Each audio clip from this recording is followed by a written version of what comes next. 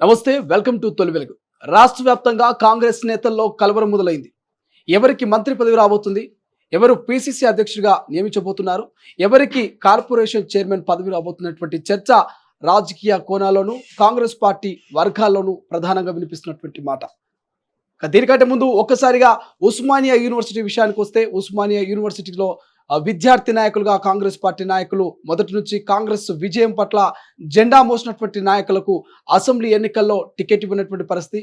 మరి కనీసం corporation పదవులైన Osmania university విద్యార్థి నేతలుగా ఉన్నటువంటి కాంగ్రెస్ పార్టీ యువ నాయకులకు దక్కే అవకాశం ఉందా లేదా ఒక్కసారి చూద్దాం.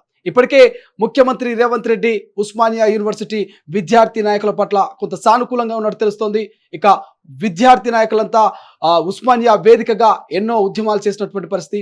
అటువంటి ఉద్యమ నేతలకు కాంగ్రెస్ పార్టీ యువ నాయకులకు రేవంత్ రెడ్డి సానుకూలంగా స్పందిస్తున్నట్టు తెలుస్తోంది. ఈ రానున్నటువంటి రెండవ విడత కార్పొరేషన్ జాబితాలో దాదాపు 5 మంది ఉస్మానియా విద్యార్థి నాయకులకైతే ఇక అవకాశం కల్పిస్తున్నట్టు కొంత సమాచారం తెలుస్తుంది. దానికి సంబంధించి నిజంగా ఉస్మానియా యూనివర్సిటీ విద్యార్థి నాయకులుగా తెలంగాణ ఉద్యమంలో అటు కాంగ్రెస్ గెలుపులో పనిచేసినటువంటి విద్యార్థి యువ నాయకులకు కాంగ్రెస్ పార్టీ ఎవరెవరికి అవకాశం కల్పించబోతుంది, ఎవరెవరు ఈ నామినేటెడ్ పోస్టుల రేసులో ఉన్నారు, ఎవరెవరికి కార్పొరేషన్ పదవులు రాబోతున్నాయో ఒక్కసారి చూద్దాం. ఫస్ట్ మొదటగా పూనా కైలాస్ నేత, మునుగోడు నియోజకవర్గానికి సంబంధించినటువంటి పద్మశాలి బిడ్డ పూనా కైలాస్ నేత. పూనా కైలాస్ నేత ముఖ్యమంత్రి రేవంత్ రెడ్డికి అత్యంత సన్నిహితంగా ఉండేటువంటి వ్యక్తి. మరోవైపు స్థానిక ఎమ్మెల్యే రాజగోపాల్ రెడ్డితో కూడా అత్యంత సన్నిహితంగా పూనా కైలాస్ నేత ఉండేటువంటి వ్యక్తి. ఉస్మానియా యూనివర్సిటీలో చదువుకొని తెలంగాణ ఉద్యమంలో కీలక పాత్ర పోషించినటువంటి నిజమైన నిఖార్సు కాంగ్రెస్ పార్టీ నాయకుడు. మొదటి నుంచి కాంగ్రెస్ జెండాను మోస్తూ ఇక ఎన్నో ఏళ్ల పాటు కాంగ్రెస్ ను నమ్ముకొని ఉన్నటువంటి వ్యక్తి పూనా కైలాస్ నేత. పూనా కైలాస్ నేత కూడా ఖచ్చితంగా ఇక కార్పొరేషన్ పదవి వరించే అవకాశం కనిపిస్తుంది.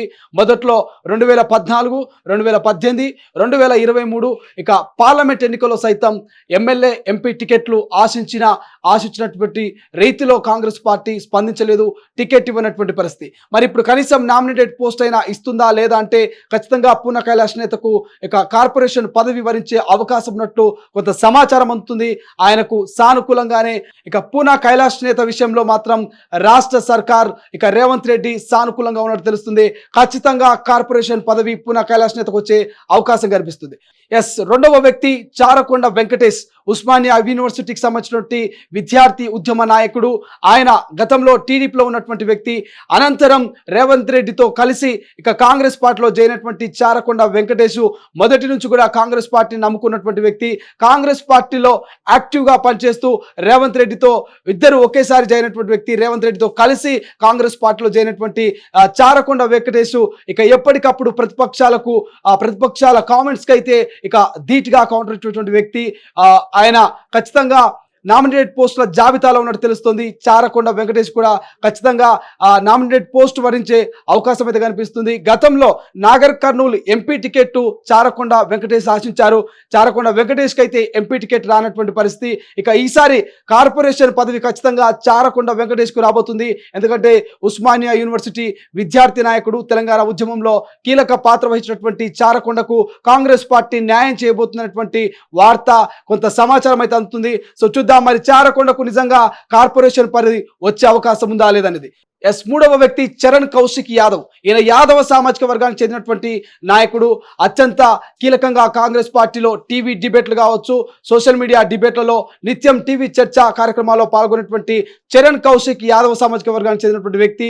ఆయన ఎంపీ మల్లు రవికి అత్యంత సన్నిహితంగా ఉంటాడు. ఉస్మానియా యూనివర్సిటీ వేదికగా ఎన్నో ఉద్యమాల్లో పాల్గొన్నటువంటి చరణ్ కౌశిక్ ఖచ్చితంగా ఈసారి నామినేటెడ్ పోస్ట్ రాబోయేటువంటి అవకాశం కనిపిస్తుంది.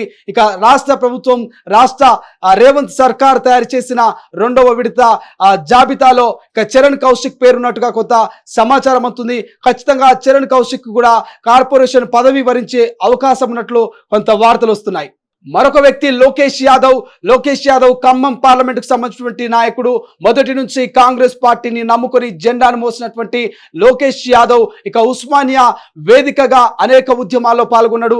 జేఏసీ నాయకుడిగా పనిచేసినటువంటి లోకేష్ యాదవ్ ఇక ఉప ముఖ్యమంత్రి బట్టి విక్రమార్కకు అత్యంత సన్నిహితుడిగా బట్టి వర్గంగా పేరొందినటువంటి లోకేష్ యాదవ్ బట్టి పాదయాత్రలో కావచ్చు, ఇక భారత్ జోడో పాదయాత్రలో కీలకంగా పనిచేసినటువంటి లోకేష్ యాదవ్ ఖచ్చితంగా లోకేష్ యాదవ్ కు ఈసారి కార్పొరేషన్ పదవి వరించే అవకాశం అయితే ప్రధానంగా కనిపిస్తుంది. లోకేష్ యాదవ్ గతంలో ఖమ్మం ఎంపీ అభ్యర్థి రేసులో కూడా ఉన్నాడు. లోకేష్ యాదవ్ ఖమ్మం ఎంపీ టికెట్ ఇవ్వబోతున్నటువంటి వార్త మీడియా సోషల్ మీడియాలో ప్రచారమైంది. అటువంటి లోకేష్ యాదవ్ కు ఖచ్చితంగా కార్పొరేషన్ పదవి రాబోతున్నటువంటి వార్త ప్రచారం అవుతుంది. మరి చూడాలి లోకేష్ యాదవ్ కు మరి నిజంగా రాష్ట్ర ప్రభుత్వం రేవంత్ సర్కార్ ఒక తెలంగాణ ఉద్యమకారుడికి ఉస్మానియా యూనివర్సిటీ విద్యార్థి ఉద్యమ నాయకుడికి మరి కార్పొరేషన్ పదవి ఇస్తుందా లేదా అనేది. మరో ఓయూ విద్యార్థి నాయకురాలు బాలలక్ష్మి. బాలలక్ష్మి అంటే తెలంగాణ ఉద్యమంలో పాల్గొన్నటువంటి ప్రతి ఒక్కరికి తెలుసు. బాలలక్ష్మి దమ్ము ధైర్యం కావచ్చు, తెలంగాణ ఉద్యమంలో ఆమె కీలక పాత్ర వహించినటువంటి అంశం అందరికీ తెలిసిందే. అటువంటి బాలలక్ష్మి ఇక కాంగ్రెస్ పార్టీలో రేవంత్ ఆధ్వర్యంలోనే కాంగ్రెస్ పార్టీలో జాయిన్ అయింది. రేవంత్ ఆశీస్సుల మేరకే కాంగ్రెస్ పార్టీలో జాయిన్ అయినటువంటి బాలలక్ష్మి ఈసారి ఖచ్చితంగా బాలలక్ష్మి ఒక్కతే ఇక ఉస్మానియా యూనివర్సిటీ విద్యార్థి నాయకుల్లో కాంగ్రెస్ పార్టీలో మహిళగా ఉంది. అటువంటి మహిళ బాలలక్ష్మి ఖచ్చితంగా ఈసారి కార్పొరేషన్ పదవి వరించేటువంటి అవకాశం ఉన్నట్టు తెలుస్తోంది.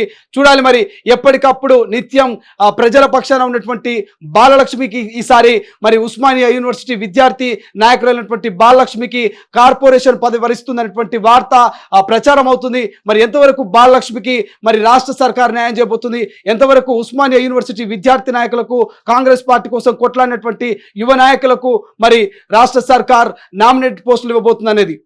అసలైన తొలి వెలుగు. ఫాలో వాట్సాప్ @తొలి వెలుగు official.